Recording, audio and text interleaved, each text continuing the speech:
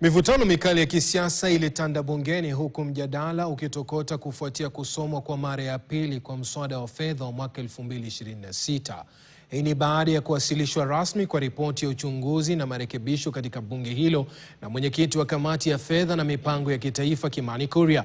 Wakati wa bunge wanaoiunga mkono serikali wakishinikiza kutekelezwa mara moja kwa mswada huo, upande wa upinzani umeupinga vikali kwa ukamilifu wake, ukitaja msururu wa ahadi zilizovunjwa na vipengele vya kodi vilivyojaa ujanja. Fatma Chidagaya na taarifa hii. Up to 24,000. They've been paying pay-as-you-earn at 10%. We're saying they will not pay anymore. Ilikuwa ahadi iliyotolewa kwa mbwembwe nyingi. Uhakikisho kutoka kwa Rais William Ruto kwamba wafanyikazi wanaopata shilingi 30,000 na chini ya hapo wangesamehewa kabisa kodi ya mapato ya mshahara, yani pay. Lakini pindi tu mswada wa fedha wa mwaka 2026 ulipowasilishwa bungeni na mwenyekiti wa kamati ya fedha Kimani Kuria, afueni iliyosubiriwa kwa hamu kuu haikupatikanika popote. Kufuatia hatua hiyo, wabunge wa upinzani hawakupoteza muda na walianza kuishambulia serikali kwa kile walichokiita usaliti wa wazi kwa mwananchi wa kawaida.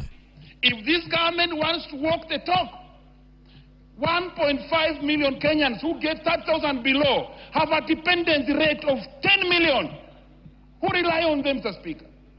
If it is not found here, this is the only tax law that comes to this house for us to pass.